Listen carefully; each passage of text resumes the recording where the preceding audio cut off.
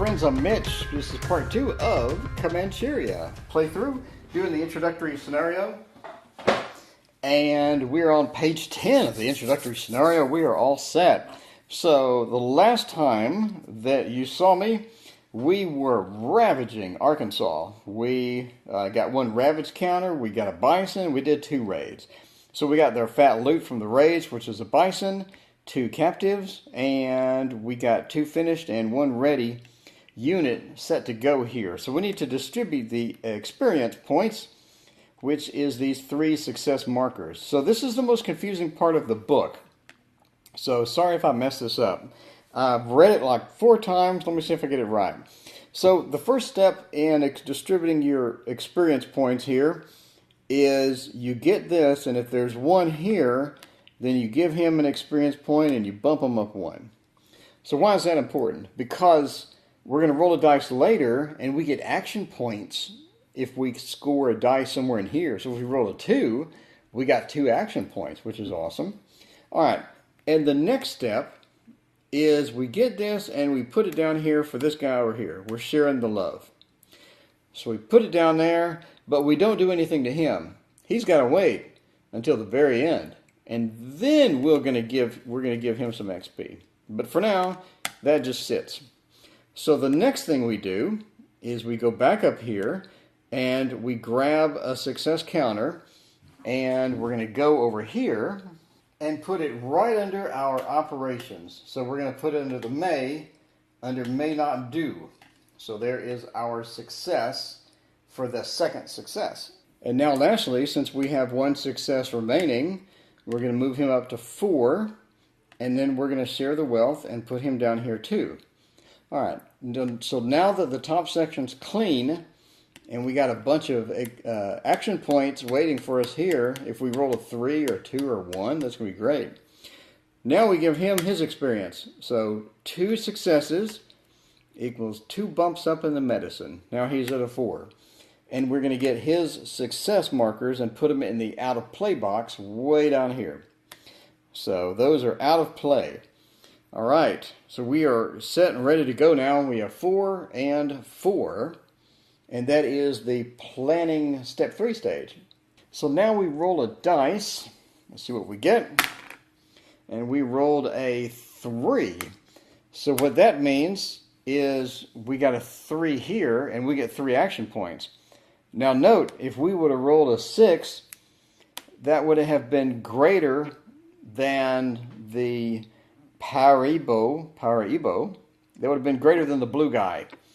And since it would have been greater, he doesn't get any action points. But we rolled a 3, which is less than. So that means that we got a perfect 3 action points to do with him. So we're going to get our action point marker. We're going to move that up to 3 over here on the dial. So now we have 3 cards on display to choose from. And since I have a healthy amount of action points that I can use, I'm going to use 1. Knock that down to 2, and I'm going to grab this Ute Alliance, because if you look at it, it says play from hand to place 1 3 strength band into any map space. That's nice. Or play from hand and roll a die. 3 to 6, the player may remove 1 tribe. Wow, that is a one-shot death kill right there for a tribe.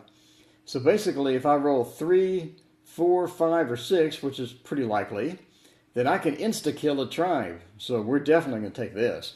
So we're going to take this off the display and put it into our hand along with the horsemanship card.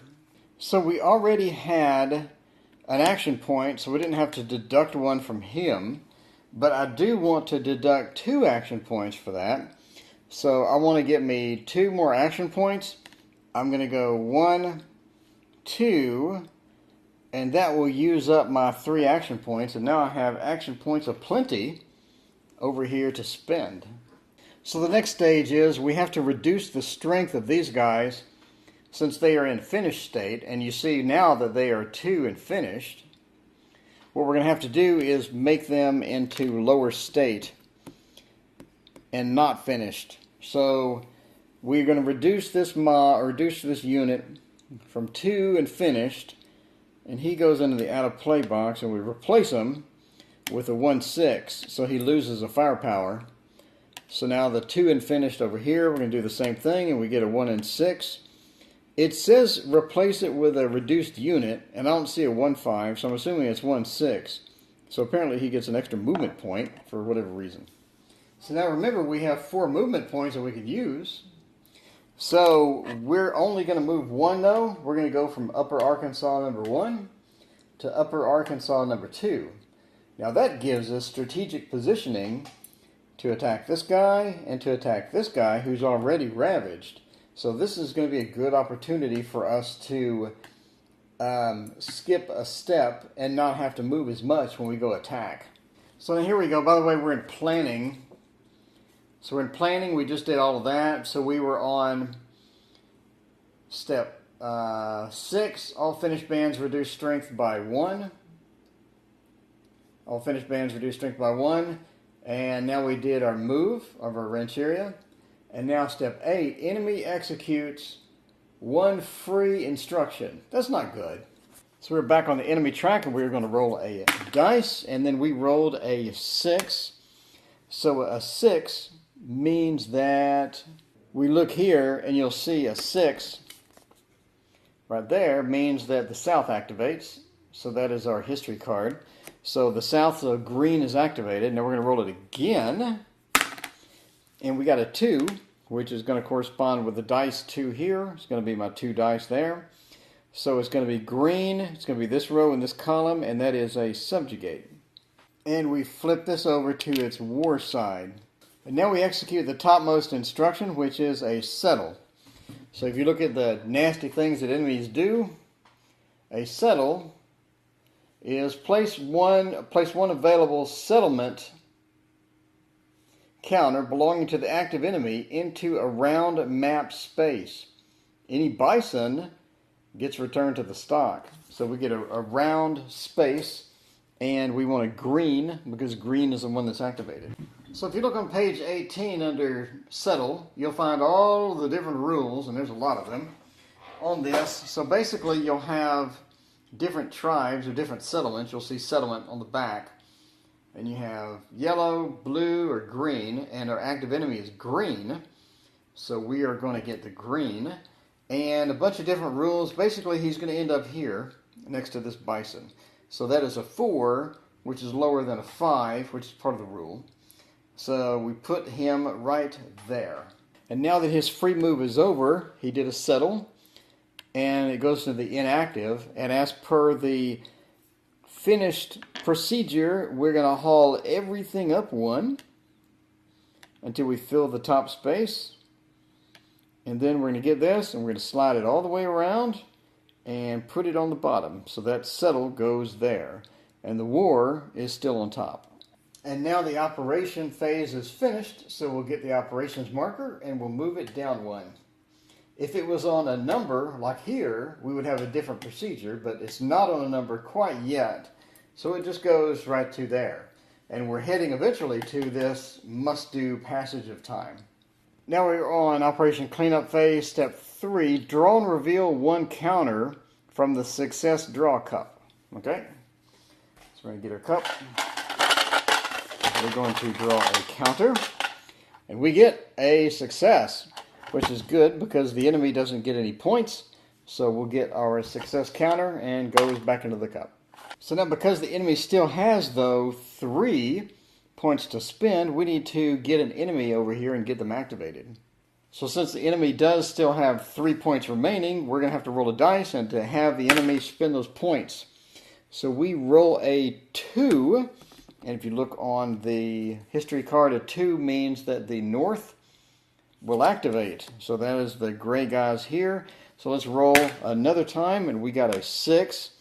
So the 6 is here. So it's the north column and the row down here for the 6. So we go from hunt 2 to encroach 5. So now since the enemy has 3 points to spend, the raid only costs 2, so he's got plenty of money for that. So he is definitely going to spend the raid, and we'll move that to the inactive for now. So you'll notice on all the baddie instructions, they all start with the same thing. If a ravaged counter in the enemy space belonging to the active enemy, execute or recover. Basically, it's a heal. So they get to use it to heal. So if they need a heal, and they have any points at all, they're going to use it to heal, which is what we have here, right? We have a ravaged counter right here. And so what they're going to do is they're going to remove the ravaged counter with their points instead of actively attacking us. So they're basically just going to heal up. So we're going to get the ravaged counter, and we're going to remove it and put it in the out of play section. And again, we know that this enemy matches the enemy that's activated because they're the same color. You remember you had green and blue and all of that stuff. You also have gray. And so this particular enemy that's activated is gray. And so since they have a gray unit that was injured, they're going to heal them up. So that's basically what just happened. So now we're going to do our usual post shuffle of the enemy. We're going to move this up and all the rest of them. And then we're going to get the one that we just spent, and we're going to slide them all the way around and to the bottom. And that ends that phase. So now it's finally our turn again. We're going to grab one dude. We're going to put him here. We're going to grab the bigger dude, the 2 guy, and we're going to put him there. So we got a nice selection here of guys that we can send out. Now, if he was over here, I think we could send a guy in here too. But we're out of room on the left side of him, so we're just going to use these 2 guys for now. So this poor guy, he just healed. He just healed. We're going to go attack him again. That's mean, isn't it? Let's grab our 2 guy. Let's give him a horsey. And we have 5 movement. So let's track our movement here with our usual dice. So we have 5 right now that we could spend. So what I want to do is go attack this poor guy down here. He just healed. So he has some good loot, I'm assuming. We're going to move 1 here. That brings us down to 4 movement points. And then we're going to attack. And attacking costs 1. So we are now down to 3 movement points. And now we get to see what cool loot we got.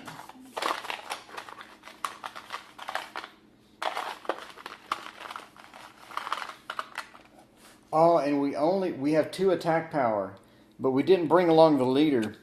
Bringing along the leader, we could have got some extra draws for some loot. But we didn't bring him along, so we only get to draw 2 of his attack powers 2. We only get to draw 2. Let's see what we get.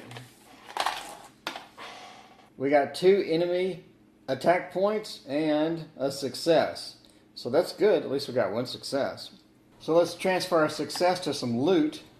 Now remember, we can't put it on the medicine track over here because we didn't bring the leader along. If we had brought the leader along, then we could put it over here on the track, but we didn't. So we're just going to have to get his loot and call it a day. Now we can do a horsey. We can do a captive.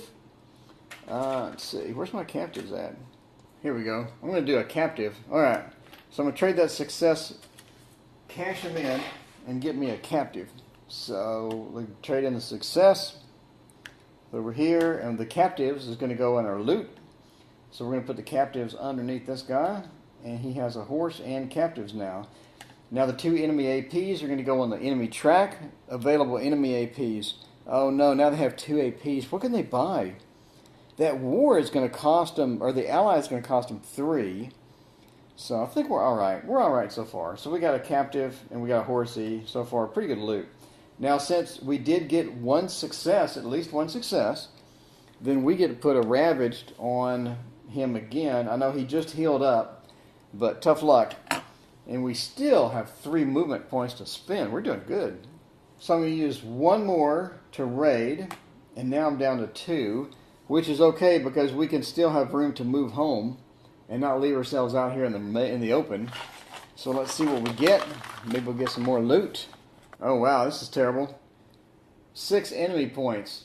Oh, because they had 2 already. That gives them 8. Man, they're going to hit us really hard now. Alright, we'll put them over here in the available enemy points. Wow, they have 8? That's no good at all. Now we have this card, After completing a player action, if there are 3 or more ravage counters on a tribe, we kill them off. Which sure would have been handy, because he has 1 already. If we would have raided twice more and gotten 3, we could have killed this guy off completely, which would have been nice. But what we're going to do instead is, since he already has 8 enemy points and he's going to ravage us, I have this Ute Alliance. So, play from hand. A 3, 4, 5, or 6, the player may remove 1 tribe or settlement counter from play. Ooh. See, I think we're going to play this. Looks pretty handy. Let's roll. And we got a 4. And so if it was a 3, 4, 5, or 6, then we could knock that guy out. So I think what we're going to do is we are going to completely ravage him old school style. And we're going to get his counter and throw him out of play. And we are going to take this land over, my friends. We're going to take it over. And that is going to use up the card, right? Play from hand.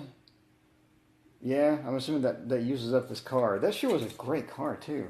So now we still have 2 movement points to spend. What do you think about some bison hunting? Bison hunting costs 2. And we only got 2 left, but we could just move over here.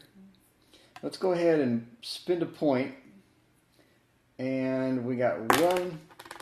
That uses up 1 point, and then we'll move over here to this bison over here, and that will finish our movement. And since we are now officially finished, we're going to flip him over to the F side, the finish side. So we got 1 captive. We gave them 8 points to kill us with, but overall it wasn't bad, I guess. We still got a horse too. So now let's grab our other guy. We still got that 1 dude to spend. And we need to give him some stuff. So we're going to give him a horse. And we're also going to bring out the leader. You remember all the benefits we get for this leader? It sure is nice. The leader allows us to put success markers on the track and gives us bonuses. Or makes attacking things like bison a little bit less, I believe. So we're going to put him under there. So we got a horse and a leader right here, and we got 6 movement points to spend. So we're going to spend 1 movement point to go here. Brings us down to 5. Then go into 3 with this bison over here. Brings us down to 4. So now we want to hunt this bison. Now it normally costs 3 to hunt, but since we have a leader with us, it's reduced down to 2. So we're going to use up 2 out of our 4. Brings us down to 2, and we're going to get this bison. So we hunted the bison, and we're going to pick up our counters and put the bison underneath. And put our horsey back on top. So now we're down to 2 movement points. So far we just did 1 quick hunt. And now for our last 2 movement points, we'll grab our bison and go home. So we're going to go 1 and 2. And head back on home. And that's the end of our movement points. So now we're going to bring everybody home. So bring our horse home. And our guy home. And he is finished. So we're going to move him to finished. And then we're going to leave the leader and the bison underneath him for now. But we are returning home. Put the horse back on there too. So now remember, we have 2 action points that we can spend. And you can activate a unit that has 2 attack. Or you could spend 1 action point and activate a unit with 1 attack. So what we want to do is we want to activate that 2 unit. And we're going to do that by spending points. So we're going to go 1, 2. And now over here, just like on a zombie movie, we're going to bring this guy back to life. So he goes from finished to active. And we did that because we spent these 2 points in action points to get him back activated. So he is back. My friends, he's got a horse and captives, and he is alive. So we have 5 movement points to spend. We're going to move over here. I don't know why we don't hunt this bison, but apparently we're going to go over here and hunt this bison. I don't know why. But this is what it says in the tutorial, so whatever. I spent an action point to move, or a movement point. We had 5, now we have 4. We moved here. Now we're going to hunt this bison. Now, if you remember, that costs 3. So we're going to go from 4 down to 1. We're going to hunt this bison. So now we have a captive and a bison, and we are getting a nice stack going here. Not quite the SCS from MMP stack, but we're getting there. So in case you don't know what a multi-man publishing stack looks like, that's about it. If you have any of their games, you'll get the joke. So now we're done with this unit. We are going to flip him from the active side to the finished side. We'll get our different tweezers here. Flip him over, and he is now finished. And we'll get this and get it out of the way and leave his horse with him.